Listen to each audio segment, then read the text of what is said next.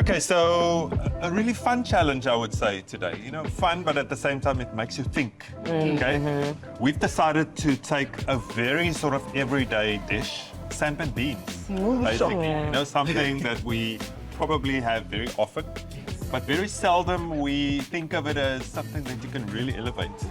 So today, samp and beans, we're gonna roll in the beef, bake it all off in the oven together with a Crosse Blackwell. We're basically basting our beef with a Crosse Blackwell, mayonnaise, and some pesto that we've made already. So we need the meat to, you know, I've sliced it nice and thin already, but I want it thinner. So out of that, you'll probably get 3 or 4 rolls of the beef. Cool.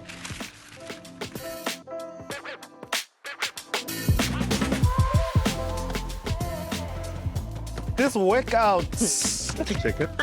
Okay. Yeah. Is it fine? Almost break the meat a little bit, Okay.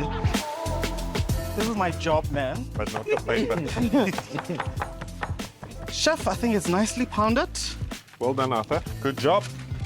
So we're using the KOO samp and Yeah, beans. so we're using the KOO samp beans, and we've mixed through there some spinach and also some other flavorings as well. And then we've allowed that to cool down. The convenience of KOO, right? See? Really helps. I'm gonna start the baked beans. Onions go in. Okay. The nice thing with chorizo, it's got that nice sort of smoked paprika kind of vibes going. You can also use smoky bacon or something like that too. Okay, and then Arthur, for the tomato, sometimes I cut them into little concasse, you know, which is basically just using... Concasse. Yeah, just using the meat of the tomato instead of the inside. But for this one, I just want to take off the skin. And normally if you make concasse, you can obviously blanch them and shock them, but I just want to take them off like that. I've never seen a tomato cut like that, and I actually like having whole tomatoes in my meals, so that was amazing. I'm not going to cook it down too much. You know, the idea is like I like that bit of chunkiness together with the baked beans. I think a good dish combines all these elements that are sensorial, you know, texture, flavor, taste, you know, also appearance. You know, how the dish looks is quite important. Okay, let's put the chorizo in there. So, Chef, what would be a non-pork alternative to the protein? If it's non-meat, then you obviously have to add smokiness through spices maybe or something. Maybe some But smoked yeah, but paprika. meat-wise, you get smoked chicken, for example, or just normal chicken and then still bring it in through maybe the spices or whatever. So this is all the kind of flavoring I'm trying to build before we even add the baked beans to it. Okay, so there's some chili I added to it as well. And then here I have some paprika. Should I pour the baked beans? Yeah, Yeah. be my guest. My favorite thing I've to been do. struggling with that lately. I love the chemistry between Chef Reuben and Arthur. Like the Yeah. shots fired. You know? Yeah. It's that hidden love. We're gonna roll the samp beans in the beef. This is gonna form like our base. Oh. So okay. there I'm gonna add all these flavors. Okay. The samp beans will be kind of neutral in taste, you know. I'm not Yeah. gonna, Do too much. obviously we added the spinach. Should I just do a spoonful of the samp Yeah. beans? The idea is to roll it and then we're gonna cut it. Nice. Seeing Chef Reuben rolling the samp and beans in the beef is really amazing because traditionally you do that to a chicken roulade. I thought that was a brilliant idea.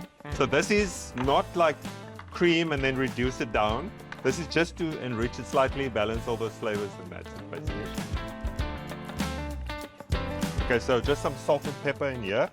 And I can also use some fresh herbs, but we're using some pesto, so I'm not gonna do it now. Think about that, when you're cooking. Don't get carried away. If your plan is your plan, stick to your plan. Don't start adding stuff because, oh, I see they doing that. Maybe I must do that as well. Make sure you have a clear plan when you start.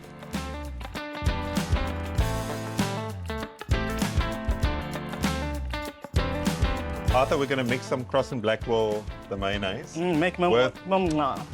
Make it lekker. Yes. And add some pesto. Mix the 2 equal quantities. And then we're just going to brush it over our meat. But I've sort of pre-cured the meat slightly. So now we're just going to season it and baste it a little bit with the mayonnaise. Oh, and to the bring that pesto. tanginess, Yeah. roundness And- of acidity. It's a nice contrast, right? I'm gonna put No. just a tiny bit of olive oil at the bottom of our pan here. Now remember, if you like your meat sort of more well cooked, you can obviously leave it in there longer. But for me, I'm trying to cook it sort of more to just slightly more than medium. I love how he didn't do too much with the mayo. He just mixed it with the pesto and that was it. Yeah. As opposed to like making this whole elaborate thing. So I really appreciate him not doing too much with that. Okay, so I've got the oven on grill. This shouldn't take longer than 5-6 minutes, and I put it on full blast. So here I have some Parmesan crisps. Obviously the Parmesan will add a bit of saltiness, texture. These are just little phyllo that you can bake in the oven or fry in a little bit of oil. The phyllo doesn't have a lot of flavor, but it will bring that texture. And then here I also have some crispy fried onions. Here we go.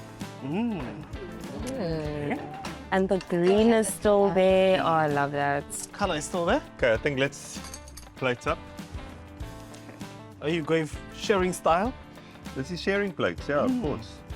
It smells amazing already in the kitchen, and watching Chef Reuben plate it, he's so meticulous. I love watching him work. Precision. Yeah. This is just some herb oil Oh. on the edges, just for some visual and color. Yeah, wait, thinking I want to show off again. Why not? Why not? Why not?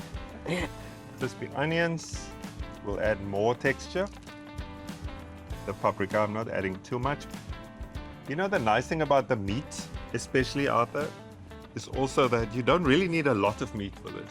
You think about it. You know, you need a small piece of meat, sliced thinly, bashed so it can spread out, and then you can roll. You know. Yeah. I like the composition because the style of the show is still the baked beans that we see. Yeah. Also, like the dish itself has a nice contrast of colors. So that is our take on elevating a traditional South African dish, Samp Beans, but we've obviously also added the nyama. What do you guys think? Amazing. Okay, Yes. Okay, let's taste. let's do this. Trying Chef Reuben's dish, I'm thinking to myself, this beef is tasting like a boerewors roll. There's a lot of different flavors. There's a fresh elements. There's a whole lot going on, but it's all coming well together. Oh, the beans, Gogo. Yeah, I'm 90, man. Mama, family, you know? You know how we grew up eating it. Exactly. Yeah, no, it is tasting amazing. We've spoken about the difficulty of actually taking something traditional, elevating it without changing it too much. For me, that is the most important thing today, okay? And Are the you- fusion of ideas coming together, right? Important. Listen to that. Listen to that, especially you now together. So you have to really be clear about the idea, starting from the get-go, okay? Ready to go? Ready.